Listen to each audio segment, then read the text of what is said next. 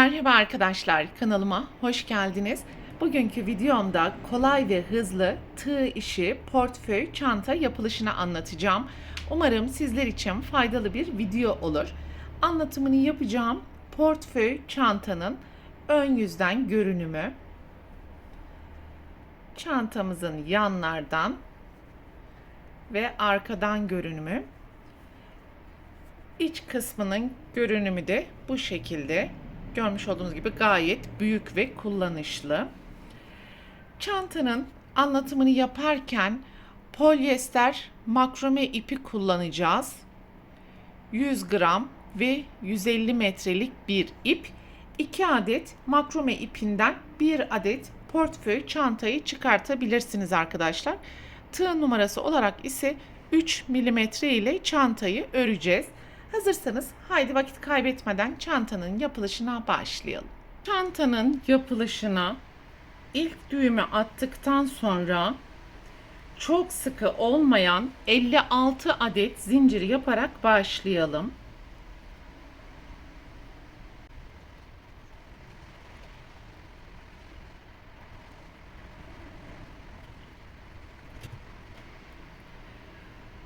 ...56 adet zinciri yaptım. 1, 2 ve 3. zincirden başlayarak sıra sonuna kadar tüm zincirlerin tepesine sık iğne yapalım.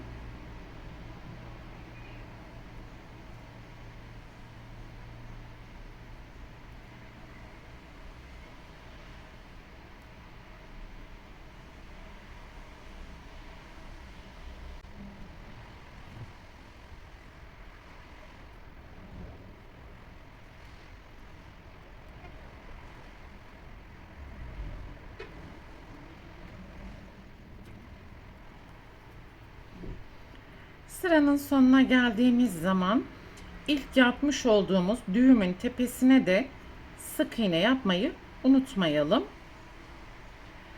Bir zincir, deseni çeviriyorum ve ilk boşluktan başlayarak sıra sonuna kadar sık iğne yaparak devam edeceğiz ve çantanın orijinalinde sadece sık iğne yaparak yükselteceğiz arkadaşlar. Sıranın sonuna ulaştım. Son birkaç tane ilmek kaldı. Bunların da tepesine sık iğneleri yapalım.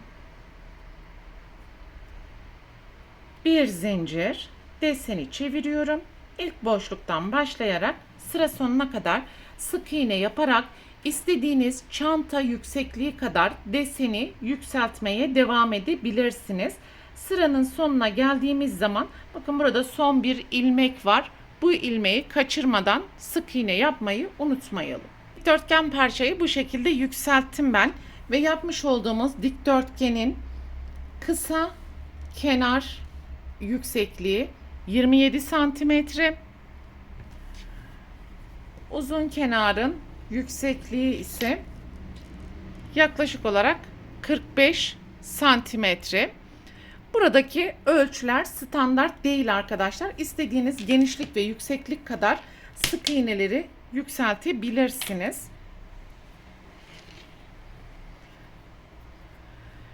Ve şimdi sıranın sonuna geldiğim zaman son ilmeğin içerisine de sık iğneyi yapmıştım ve birinci sık iğnemiz olmuş oldu.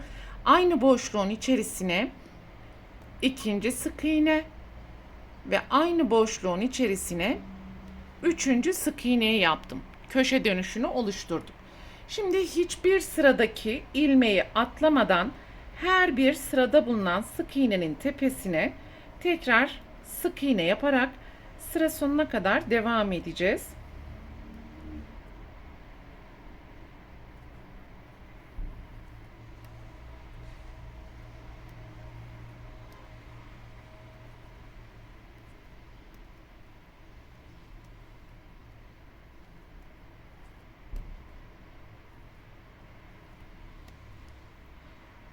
Sık iğneleri yaparak sıra sonuna kadar ulaştım ve son ilmeğin içerisine köşe dönüşü olması nedeniyle 3 tane sık iğne yapalım.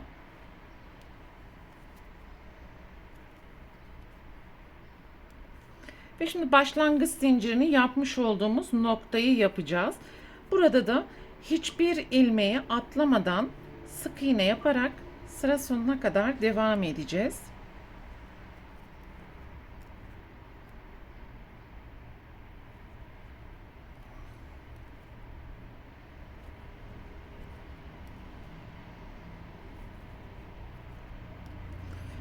Ve sıranın sonuna ulaştığımız zaman son ilmeğin içerisine yine 3 tane sık iğne, diğer kenara dönüş yaptığımız zaman da her bir sırada bulunan ilmeğin tepesine sık iğne yaparak devam edeceğiz. Uzun kenarın sıra sonuna geldiğimiz zaman son sık iğne boşluğunun içerisine yine köşe dönüşü olması nedeniyle 3 sık iğne ve ilmekleri bitirmiş olduğumuz son kenarda ise her bir ilmeğin tepesine sık iğne yaparak ilk yapmış olduğumuz buradaki 3 sık iğne noktasına kadar yapmaya devam edelim. Çantanın dört kenarında sık iğneleri yaparak sıra sonuna kadar ulaştım. Ve sıranın sonuna geldiğimiz zaman burada 3 sık iğneye birkaç tane ilmek kaldı. Bu noktalara da tekrar sık iğneleri yapıyorum. Bakın köşedeki 3 sık iğneye gelmeden önce bir adet ilmek var. Buraya da tekrar sık iğneyi yaptım. Ve ipi burada keserek ilmekleri birbirine bağlayacağız. Daha küçük bir tığ numarasına geçiş yapıyorum. Ve köşede görünen ilmeğin her iki kanadını bu şekilde aldım. Buradaki ipi tekrar geçirdim. Ve son ilmeğin üstündeki ilmekten de geçirerek gizli birleştirmeyi buraya yapmış olduk. Ve bu ilmeği de arka taraftaki ilmeklerin arasından gizleyebildiğimiz kadar gizleyelim.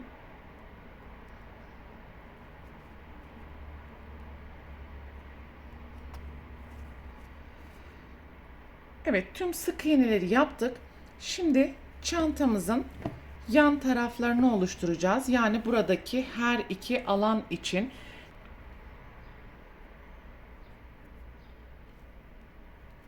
ve ilk düğümü attıktan sonra toplam 37 adet zincir yapalım.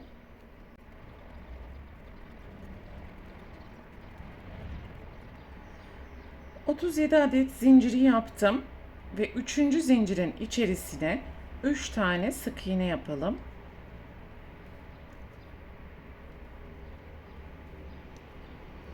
Şimdi takip eden bütün zincirlerin tepesine sıra sonuna gelene kadar sık iğne yapacağız ve 3 adet yapmış olduğumuz sık iğneden sonra yan yana 33 tane sık iğne yapalım.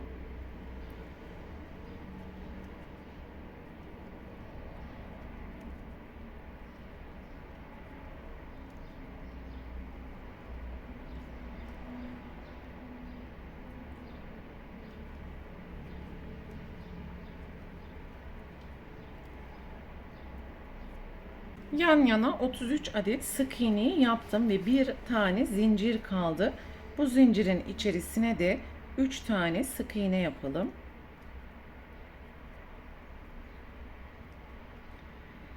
Ve zinciri çeviriyorum. Hemen bakın burada son sık iğneyi yapmış olduğumuz zincirin içerisine tekrar sık iğne ve yapmış olduğumuz tüm zincirlerin içerisine sık iğne yaparak devam edeceğiz. Yine yapmış olduğumuz 3 tane sık iğneden sonra toplam 33 adet sık iğne yapmamız gerekiyor. Birinciyi yaptık.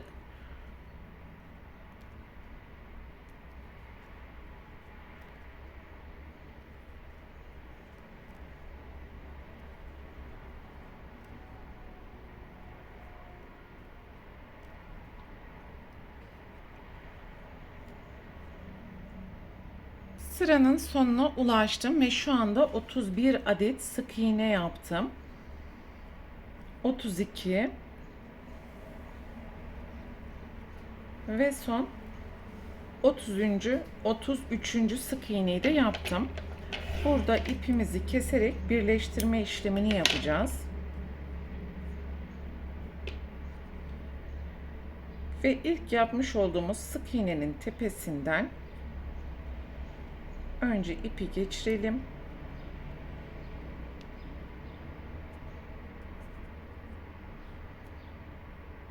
Daha sonra üstteki ilmeğin içerisinden tekrar geçirdim. Ve görmüş olduğunuz gibi buraya gizli birleştirme yapmış olduk. Bu parça ipi de arka taraftaki ilmeklerin arasından gizleyelim.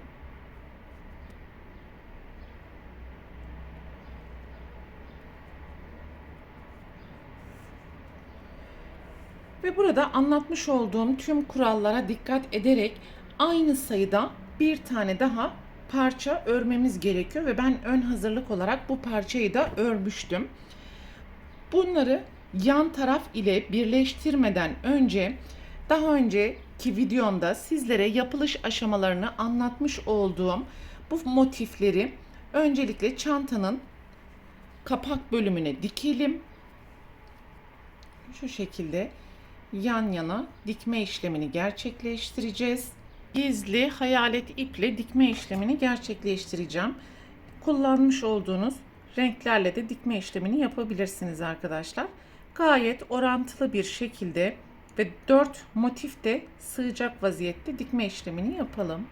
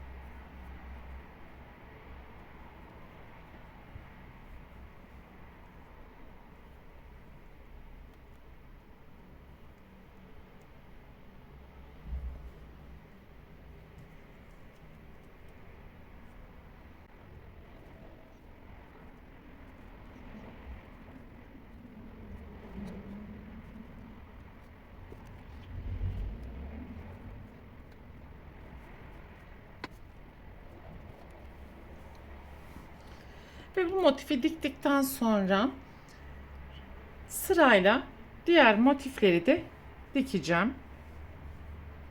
4 tane motifi bu şekilde çantaya diktim ve kapak bölümünü oluşturduk. Şimdi yan tarafları dikme aşamasına geçebiliriz. Ve yanlar için örmüş olduğumuz parçanın bir tanesini dikmekle başlayalım.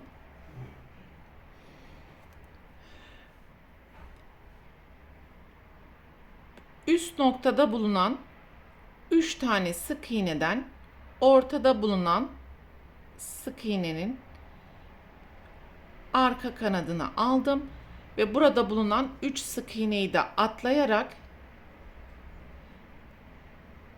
birinci sık iğnenin de karşılıklı ilmeğini bu şekilde alarak dikmeye başlayacağız.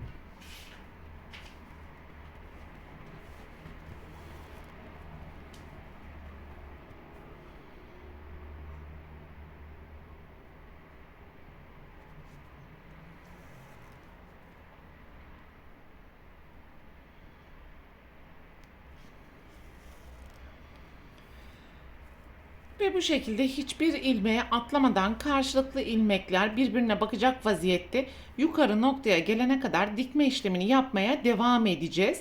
Burayı diktikten sonra diğer kenara da aynı şekilde dikme işlemini yapacağız. Ve bu noktadan başlayarak tekrar dikelim. Alt noktaya geldiğimiz zaman hiçbir ilmeğe atlamadan buradaki noktayı da dikme işlemini tamamlayalım. Çantanın hem motiflerini hem de yan taraftaki iki bölmeyi bu şekilde dikerek tamamlamış olduk arkadaşlar. Ve en son ben buraya bir tane deri kordon kulp yaptım. Tercihinize bağlı olarak burayı örgüde yapabilir ya da zincirde takabilirsiniz. Çantamızın bitmiş hali de bu şekilde olmuş oldu. İç kısmı da gayet geniş ve kullanışlı. Bu videoda anlatacaklarım bunlardan ibaretti. Umarım sizler için faydalı bir video olmuştur. Sonraki örgü eğitim videosunda görüşene dek lütfen kanalıma abone olarak videomu beğenmeyi unutmayın. Hoşça kalın.